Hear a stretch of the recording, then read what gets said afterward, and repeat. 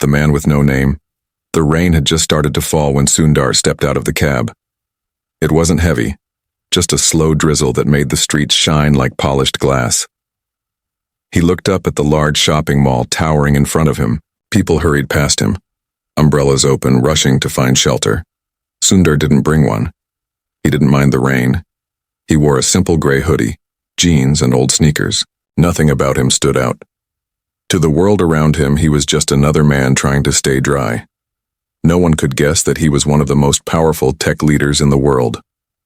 Sundar had returned to India quietly. No press, no cameras, no fanfare. Just him, a small backpack, and a single goal. He had heard whispers, rumors about the mall, about how the staff treated customers, about how they treated the poor, and he wanted to see it for himself. Inside the mall, the air was cold and clean. The smell of popcorn and coffee floated through the air. People laughed, talked, and shopped. Sundar walked slowly, watching everything. He passed a young boy crying near the toy store. No one noticed. No one stopped. He knelt down and handed the boy a small chocolate bar from his bag. The boy smiled, tears still in his eyes. Sundar nodded and moved on. But not everyone appreciated his presence. "Hey!" a voice called out behind him. "You! Stop right there!" Sundar turned. A tall, uniformed security guard was walking toward him. The man's face was hard, his eyes narrow. "What are you doing here?" the guard asked, stepping closer. "You've been wandering around. People are getting uncomfortable." "I'm just looking," Sundar said calmly. "I haven't done anything wrong." "You look suspicious," the guard said. "You don't belong here. Where's your ID?" "I didn't know I needed one to walk in a mall." The guard didn't smile. He looked Sundar up and down. "Look, I don't know who you think you are, but you need to leave. Now." Sundar hesitated. He could have said something. He could have shown his phone, made one call, and the entire mall would shut down in seconds. But he didn't. He simply said, "Okay." He turned around and walked out into the rain. Outside, Sundar sat on a bench. He watched the entrance, watching how the security treated others. He saw an old woman turned away because she didn't have shoes. He saw a beggar pushed aside like trash. No one said anything. No one did anything. And that's when he made a decision. This wasn't just about the mall anymore. It was about something bigger. Respect. Dignity. The invisible line between those who have and those who don't. The next morning he returned. This time, dressed even simpler. Barefoot, clothes slightly dusty. He wanted to know how far it would go. As he stepped through the glass doors, a different guard noticed him. He whispered something to the same tall guard from yesterday. The tall guard walked straight toward him. People turned to look. Some laughed. "You again?" the guard said. "I thought I told you to stay out." "I just want to look around," Sundar said. The guard stepped forward. "Are you deaf or just dumb?" He grabbed Sundar's arm. "Come on, let's go." And in front of dozens of shoppers, the guard dragged Sundar outside. Someone filmed it on their phone. No one helped. Sundar sat on the bench again, same place as yesterday. His arm hurt, but not as much as his heart. He had grown up in a two-room house. He knew what it was like to be unseen. But something about this was different. He looked up at the gray clouds and whispered to himself, "They have no idea who I am." That night, in a quiet hotel room, Sundar opened his laptop. He clicked on a folder. Inside were documents, ownership contracts, legal papers, plans for expansion. He stared at one file in particular, full acquisition of Neo Mall Group, pending, public announcement. The mall, it was already his. He just hadn't told anyone yet, and now, everything was about to change, but not in the way anyone expected. He closed the laptop, leaned back in his chair and said softly, "They'll see me, tomorrow, the real me." But tomorrow had a surprise of its own. When Sundar returned the next day, something happened that would shake the foundation of his mission and reveal a painful truth he wasn't ready to face. And it all started with a single, broken voice, calling out from behind him, "Appa?" The name he forgot. The rain had stopped, but the sky remained heavy with gray clouds as Sundar walked toward the mall for the third day in a row. The street still smelled like wet dust and old pavement, a smell that reminded him of his childhood in Chennai. Back then, rain was a gift, something to celebrate. They used to run barefoot through the puddles, him and his brother laughing without worry, without shame. But today, his feet dragged slightly as he walked. The soreness in his arm from yesterday's encounter with the guard still lingered, but it wasn't the physical pain that weighed him down. It was something deeper, something harder to name. He had spent the entire night thinking. Not about revenge, not about making headlines or proving himself. He didn't care about cameras or applause. What haunted him was the quiet cruelty he had seen, the kind that hides behind uniforms and smiles, the kind that turns people into shadows. He had everything now: money, power, recognition. Yet here, in the heart of a city he once called home, he was invisible again. As he reached the entrance of the mall, he slowed down. People bustled past him, too busy to notice the man in worn sandals and a thin cotton shirt. A young couple argued near the flower stall. A delivery boy checked his phone, hands trembling from the weight of his bag. No one looked at Sundar. And somehow that was exactly what he needed. He stepped into the lobby. The polished floor reflected bright lights and clean lines. Advertisements flashed across giant screens, selling dreams to the ones who could afford them, and then he heard it, a voice, small, shaky, coming from behind him. "Appa?" He froze. He turned slowly. Standing just a few feet away was a boy, maybe 11 or 12 years old. Thin, his face pale, clothes torn and too large for his tiny frame. His hair was messy, and his eyes were filled with something, between fear and desperate hope. Sundar stared at him, unsure of what to say. "Appa, is it really you?" The boy whispered again, stepping closer. The mall grew quieter around them, as if the walls themselves were listening. I think you're mistaken," Sundar finally said, his voice soft. The boy's lips trembled. "You promised you'd come back. Amma said you would. She waited for you. Every day." Sundar knelt down. He didn't recognize the boy, but something about him stirred a memory, an echo of a past buried under years of distance and silence. "What's your name?" he asked gently. "Deepak," the boy said. "Amma used to tell me stories about you. She said you went to America, that you became someone important. But people laughed at her. They said she was sick in the head." Deepak looked down. "She died last year, in the hospital. She still believed you'd come back. She wrote letters, but we didn't know where to send them." A silence fell between them.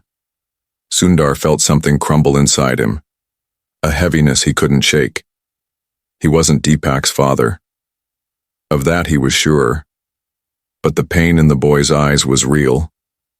The abandonment, the longing, and for a moment Sundar felt like he had abandoned something too. Maybe not a child, but a part of himself. "I'm sorry," he said. "I'm not your Appa, but I promise. I'm going to make things better here." Deepak didn't answer. He just looked at him, truly looked, then nodded slowly, as if sensing something deeper than truth. Something like hope. As Sundar walked deeper into the mall, the boy's story clung to him like damp clothes. He watched the shoppers now with different eyes. So many faces, so many stories, all crossing paths without touching. He passed a bookstore. A girl sat near the window reading quietly, her backpack beside her. Her shoes were torn and a mall worker stood nearby watching her with suspicion. Sundar stopped. The worker turned to him. "Sir? She's been sitting here for over an hour. She's not buying anything." Sundar looked at the girl. She was maybe 13, absorbed in a book about stars. She looked up, startled. "Do you like this book?" Sundar asked. She nodded. "I come here to read. They never let me borrow it. Do you want to keep it?" Her eyes widened. She nodded again. Sundar reached into his pocket and handed the cashier some cash. "She's taking this one," he said, "and any other book she wants. For the next year." The girl looked stunned. She tried to say thank you, but the words caught in her throat. Sundar simply smiled and walked away. He didn't want her gratitude. He just didn't want her to be forgotten. Back near the food court, the same security guard spotted him again. "You're back," the guard said, crossing his arms. "I thought I made myself clear." Sundar looked him in the eye. "You did," he said, "and you made a mistake." "Excuse me?" "I own this mall," Sundar said simply. "And tomorrow, I'm going to show you what that means." The guard laughed, actually laughed.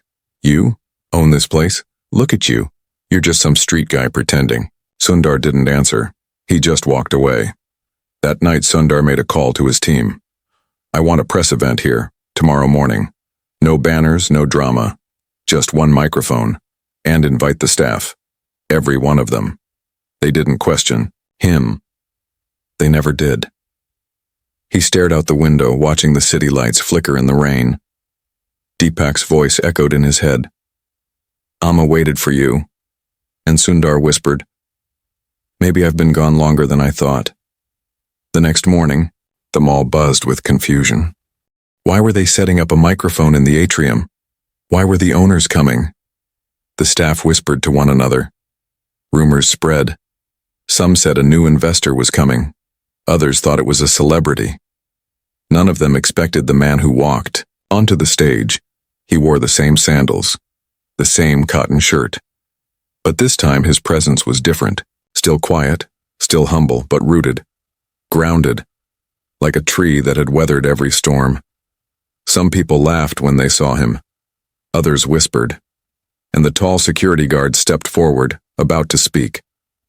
But Sundar raised a hand, and the room fell silent.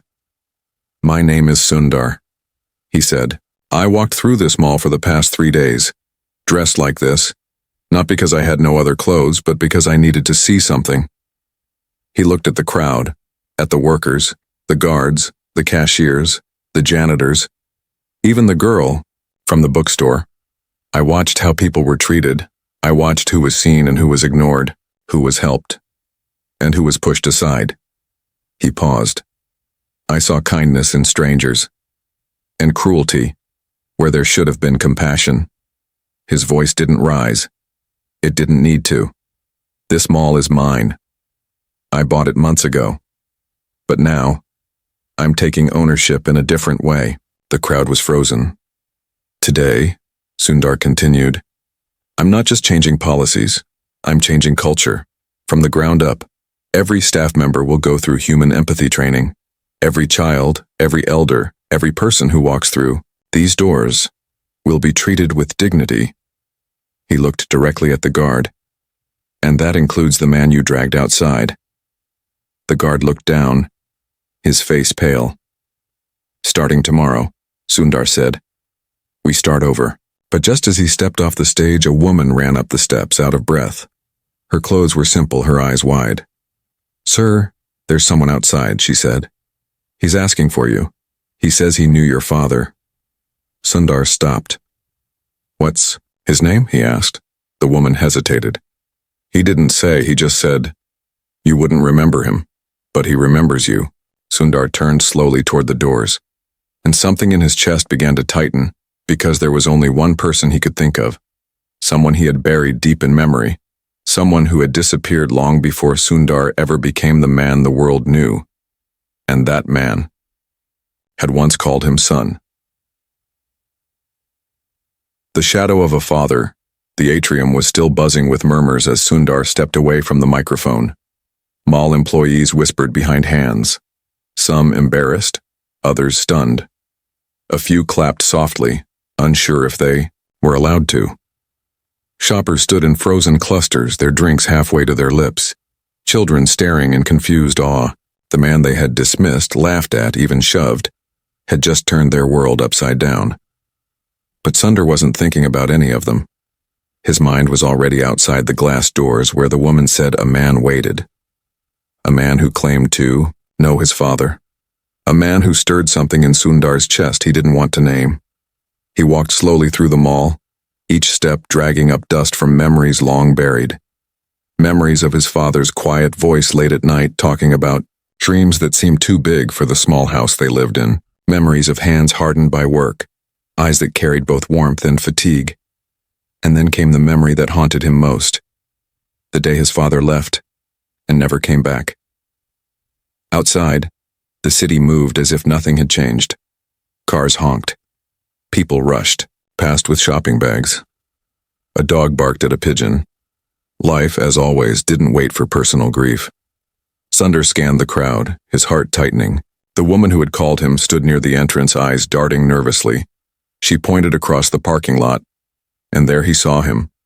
A man, old and hunched, sitting on a broken bench under the only tree in the lot. His clothes were dusty, his sandals worn thin. He held a small metal flask in one hand, and his other hand trembled slightly as he rested it on his knee. He looked like any other tired soul in the city's endless sea of forgotten people. But when Sundar stepped closer, the man looked up.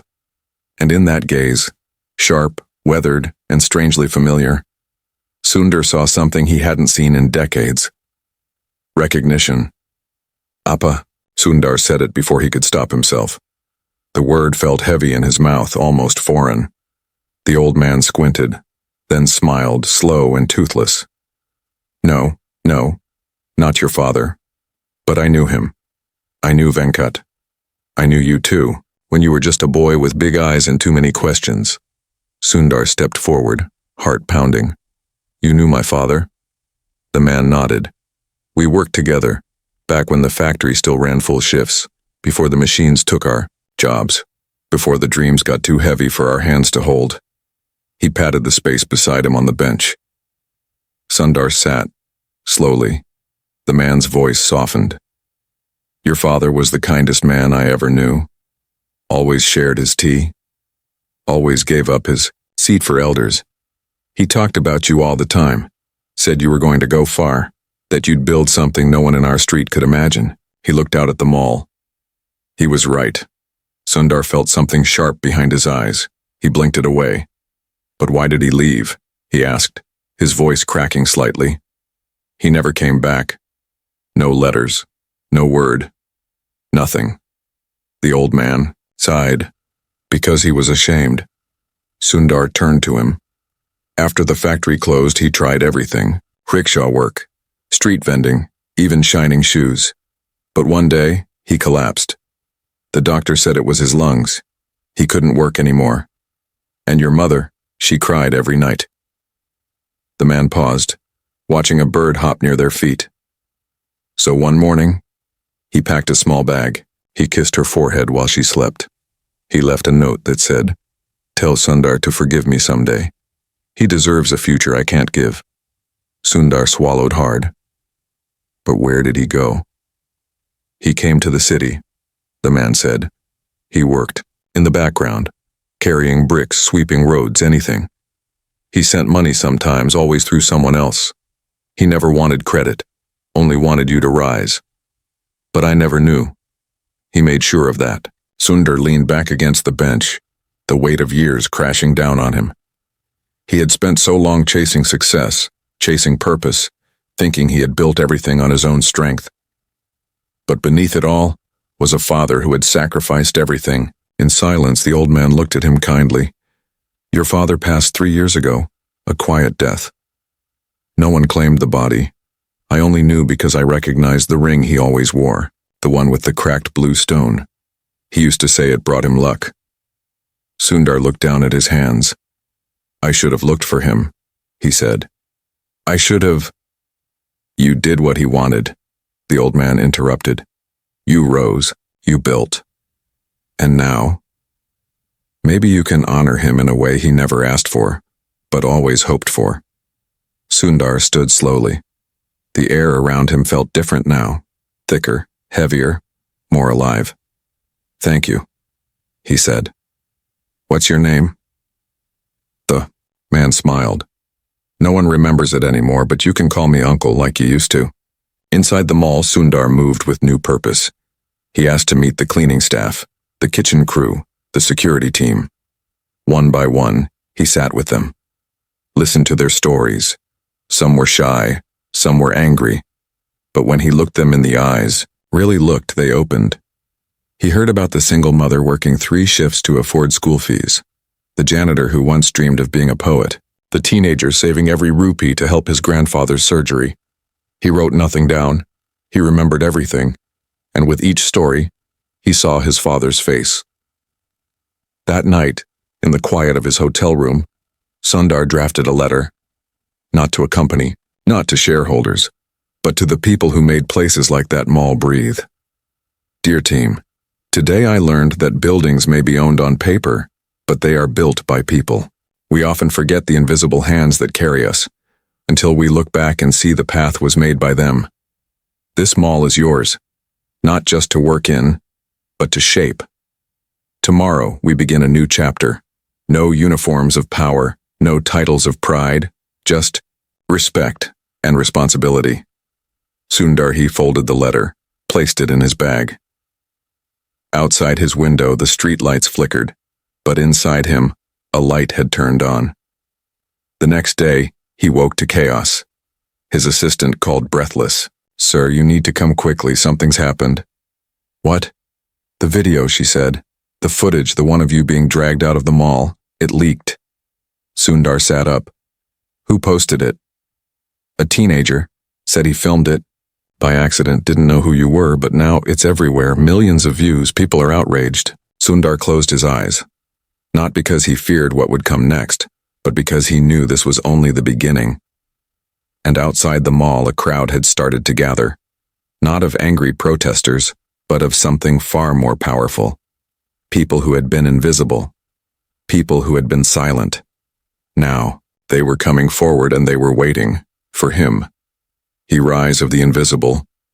By the time Sundar arrived at the mall, the sky was a strange mix of golden morning light and low-hanging clouds, like the weather itself couldn't decide whether to bless the day or break it. The streets were no longer quiet. He could hear it before he saw it. The buzz of voices, the shuffle of feet, the sound of something gathering in the air that was too big to stop. The parking lot, once half empty and forgotten, was now full. People stood shoulder to shoulder, some curious, some angry, others just quietly watching. There were young men with phones raised, streaming everything live. There were old women in faded saris standing like they had every right to be there, and they did. There were children with bare feet holding hands, their eyes wide with a mixture of fear and hope. They had all seen the video. The video showed a man in worn clothes being pushed and dragged out of a place that called itself modern. It showed his calm face, his quiet dignity, and the cruelty of the guard who didn't care who he was or what his story might be. What no one knew then, what made the story explode, was the truth that came after. The man was Sundar Pichai, and he owned the place. Inside the mall, the mood was different, staff whispered as they stood in corners. The manager had locked himself in his office, pacing with his phone glued to his ear. The guard, the same one who had dragged Sundar out, sat on a bench in the locker room, staring at the floor, his uniform cap crumpled in his lap. He had been suspended, but Sundar hadn't spoken to him yet, and that was what everyone was afraid of. What would Sundar say? What would he do? Revenge, they thought. Punishment. Exposure. But when he entered, Sundar didn't carry anger on his face. He carried something heavier. Disappointment. And that scared them more. He didn't speak right away. He walked through the hallways, past stores and cafes, past people who now stared at him with new eyes. The man they had ignored was the man who could change their lives. But he didn't stop to gloat. He stopped at the cleaning crew's break room. He sat on the floor with them. They froze, unsure what to do. He asked them about their families, their dreams, what they wished the mall could become. And for the first time, their voices filled the space where silence had always lived. By noon, Sundar stood in the same atrium where he had spoken just one day before. This time, the crowd wasn't just staff. It was customers, students, journalists, even former employees who had been let go for reasons no one ever explained, and he stood there in the same clothes. Simple, plain, no stage, no microphone. Just a man, surrounded by people who had been made to feel small for far too long. "I didn't come here to shame anyone," Sundar said, his voice low but clear. "I came to see what we've become when no one is watching." He looked around the crowd. "We have built cities full of lights and glass, malls filled with things to buy. But if we forget how to treat each other, then all we've built is emptiness." He paused. 3 days ago, a boy called me Appa. He was wrong, but his pain was real. 2 days ago, a girl read books in a corner because no one let her belong. Yesterday, I learned that my father lived and died in the shadows, so that I could walk in the light. He let the words sit. "I don't want to own a mall. I want to build a place where no one feels invisible." There was silence. And then, slowly, someone clapped, then another, then the whole room. But Sundar raised his hand gently.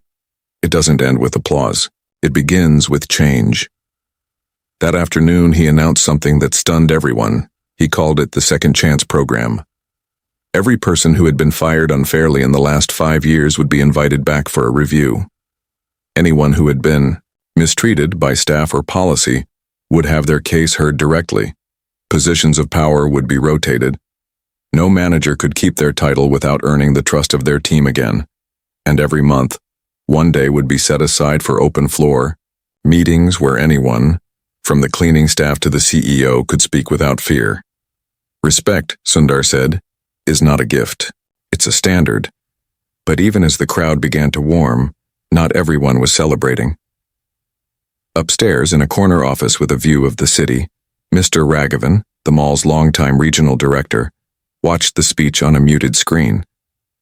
He had served the mall chain for years. To him, rules were sacred, structure was safety, and he didn't like Sundar's methods. "He's turning this into a circus," Raghavan muttered. "Emotions don't run business, policies do." He picked up the phone and dialed someone. "Yes," he said. "We may need to intervene, quietly, before this goes too far." And somewhere across the city, wheels began to turn. Sundar didn't know that yet. He was in the parking lot again, talking to Deepak, the boy who had mistaken him for his father. They sat on the same bench under the tree. "You were right," Sundar said. "About people forgetting." Deepak looked down. "They forgot my mother too. No one came to her funeral except one neighbor. You remember her stories?" Sundar asked. Deepak nodded. "She used to say the world listens when it sees itself in you. But first, you have to speak." Sundar smiled. "Then maybe we should help people speak." He pulled a notebook from his bag. "What if we started a small corner in the mall?" Sundar asked. "A place where anyone can share a story, a drawing, a letter, something from their life." Deepak looked confused. "Why?" "Because stories make people visible," Sundar said. "And if we make them visible, they stop being ignored." He called it the Wall of Voices. By the next day, a section of the mall was transformed. Blank panels lined the walls. Pens, markers, post-it notes, pages, and tape were placed in neat boxes. Anyone could write. Anyone could post. The first note was Deepak's. "My mother believed I was worth more than silence, so I speak for her now." Then came a cashier. "I'm more than my uniform. I'm a mother, a poet, a survivor." Then dozens more, soon hundreds, and then a line wrapped around the atrium. People waiting to write. To be seen. But good things often come with shadows. 3 days later, someone vandalized the wall. Ink poured over stories. Notes torn down. The word fraud written across the panels, and pinned at the top was a message on a printed email. "This man is no hero. He's a liar. We have proof." Sundar stood in front of the ruined wall that night, alone. Deepak came up beside him, silent. The crowd would return tomorrow. The questions would come. The media would dig. And whatever was in that proof, it was coming for him. But Sundar didn't move. He placed one hand on the ink-stained panel and whispered to himself, I won't run. Not again. Because the past had returned, and it brought secrets he had buried long ago. The lie he never told. Sky the next morning was cloudless, blindingly bright, and yet it felt colder than the stormy nights before. Sundar stood before the ruined wall of voices, the ink still drying in thick black streaks across stories written by hands that had waited their entire lives to be heard. The silence around the space was louder than any riot. No one dared to touch it. Not yet. The mall opened as usual. Stores unlocked their glass doors. Machines hummed. Lights blinked on. But there was a heaviness in the air, a nervous tension that wrapped around every conversation, every footstep. They all knew what had happened. The video, the program, the wall. It had been too much for some. Someone somewhere wanted it all to stop. And now the message pinned to the wall changed everything. This man is no hero. He's a liar. We have proof. The words echoed in Sundar's mind like a distant bell, growing louder with each repetition. But what haunted him more than the message was what came with it. Printed emails, photocopied documents.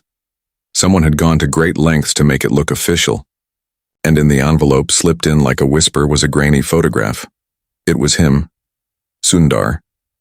But not the Sundar they knew now. He was in a luxury office, laughing beside a man in a sharp suit with slicked back hair and an expression too confident to be trusted. A caption had been scribbled in red marker beneath it. Partners in profit, while the poor pay the price. He didn't recognize the handwriting, but he recognized the photo. It was taken 8 years ago during a brief partnership with a real estate group in Singapore. They had approached him with a project, a high-tech city mall that promised to give back to the community. The documents were clean. The numbers looked right. But a year into development, Sundar had discovered the truth. They were building a mall, yes, but evicting entire low-income neighborhoods to do it. The give back was a lie. They didn't want partnership, they wanted a face. His face. And once he knew, he had walked away. Quietly.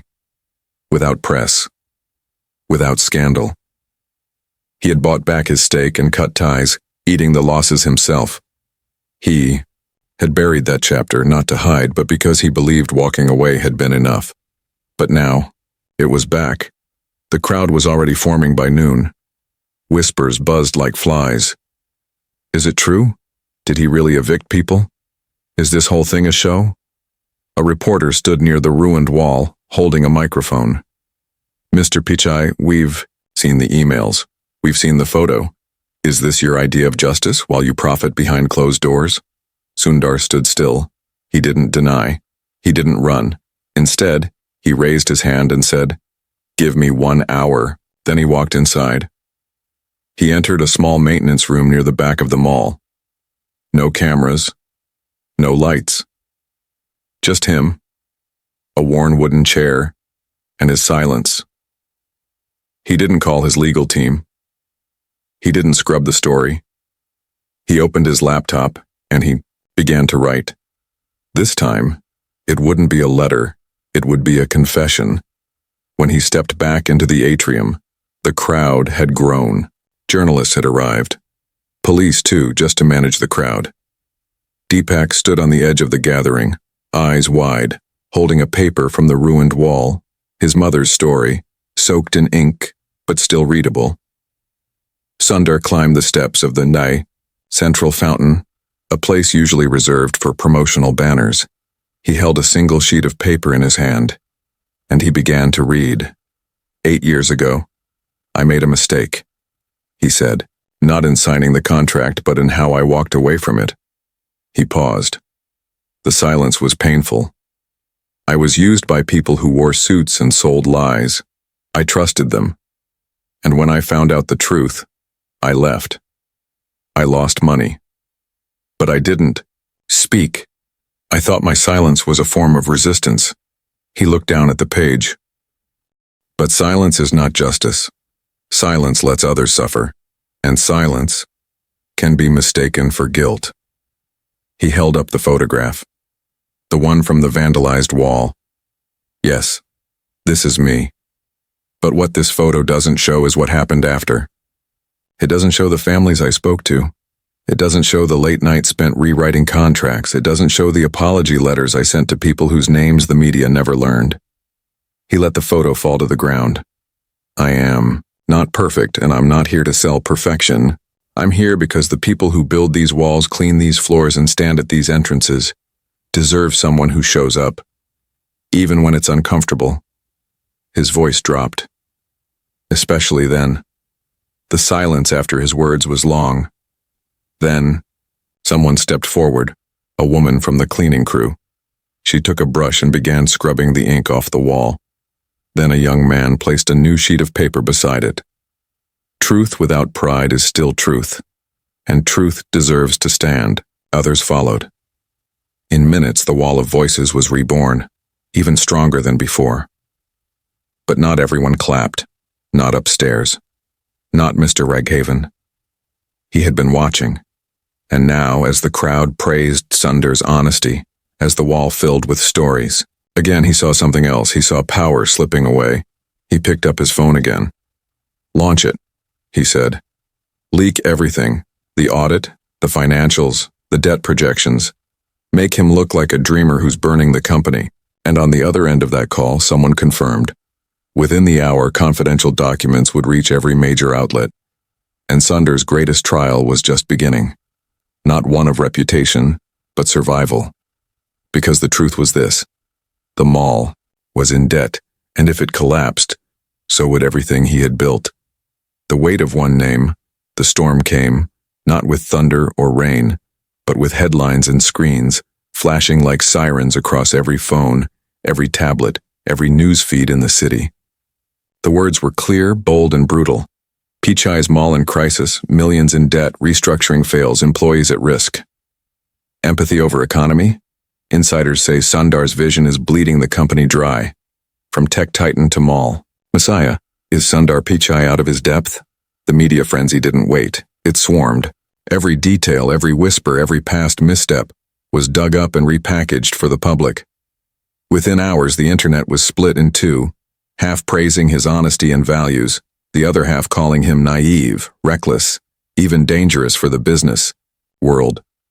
And through it all, Sundar stayed silent. Not out of fear, but because he needed to think.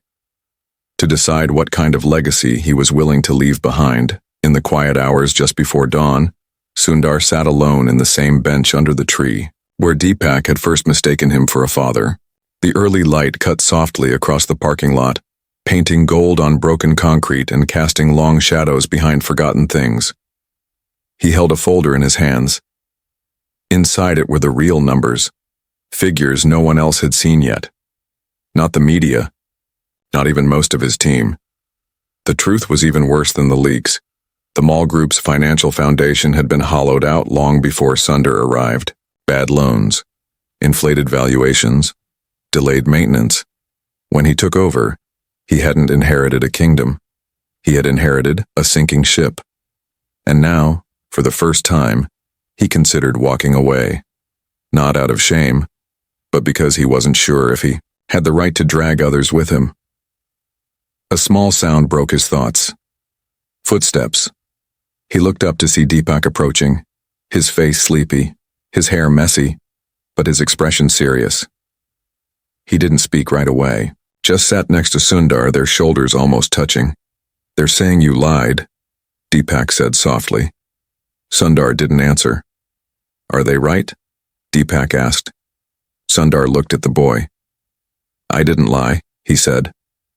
But maybe I believed in something most people gave up on a long time ago.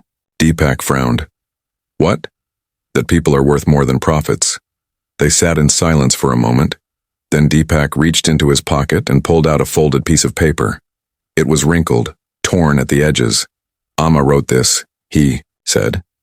It's the last letter she ever wrote. I didn't know who to send it to. Maybe it was meant for you. He handed it over. Sundar hesitated. Then he opened it. The handwriting was uneven, fragile. Every word was careful, like it had been written with the last bits of strength. Dear Sundar, I don't know if this will reach you, but I hope it does. I want you to know that what you build isn't just measured by how tall it stands, but by how many it shelters. I used to tell Deepak that one day someone would come not to take, but to give. And if you're reading this, I believe that someone is you. People like us, we live in the cracks, but even flowers grow there. Don't forget us, Revathi. The paper shook slightly in his hands, not because of the wind, because of what it meant. This wasn't just about a business anymore. This was about all the people like Revathi who had lived and died in silence, hoping someone, somewhere, would see them. And Sundar knew in that moment he couldn't walk away. By mid-morning, the mall was packed again, not with shoppers, but with people. Former staff, delivery workers, guards, mothers, students, journalists, even competitors. They had come not to celebrate, but to wait, to see if the man they believed in would speak again. At 10 sharp, Sundar walked into the atrium. No lights, no press release. Just him holding a notebook. I won't lie to you, he began. The mall is in trouble. Real trouble. I didn't create the problem, but I took it on. And I don't regret that. He looked around the room. I've been told to cut staff. To sell assets. To protect the brand, but that would mean protecting a lie. And I won't do that. A murmur moved through the crowd. Instead, I'm asking for something different. Something rare. He paused. Faith. Gasps. Whispers. He continued.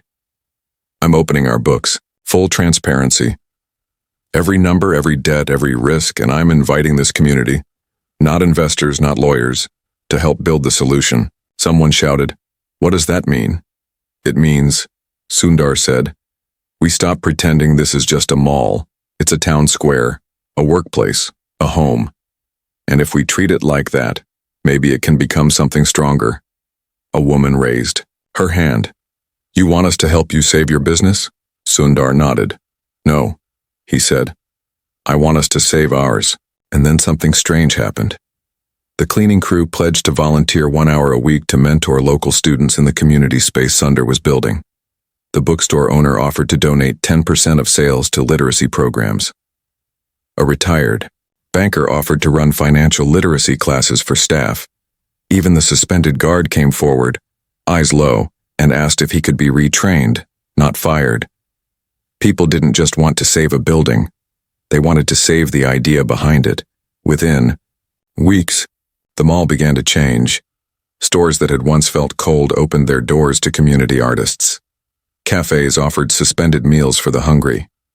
Walls were filled not just with ads, but with poems, drawings, and dreams. And the wall of voices, it kept growing. 6 months later, the mall was featured in a different kind of headline. The first self-sustaining, community-driven mall in the country. It wasn't perfect, but it was alive. And Sundar, he still came most days. Sometimes in his hoodie and sandals, sometimes in a suit, but always with his notebook. On one quiet afternoon, he sat on the bench under the tree, now freshly painted, with Deepak beside him. The boy pointed to a small plaque at the base of the tree. Sundar read it aloud. In memory of all those who were never seen, this place is yours now. Deepak smiled. Amma would have liked that, he said. Sundar nodded. So would mine. And for the first time in a long time, he felt light. Not because the weight was gone, but because he was no longer carrying it alone.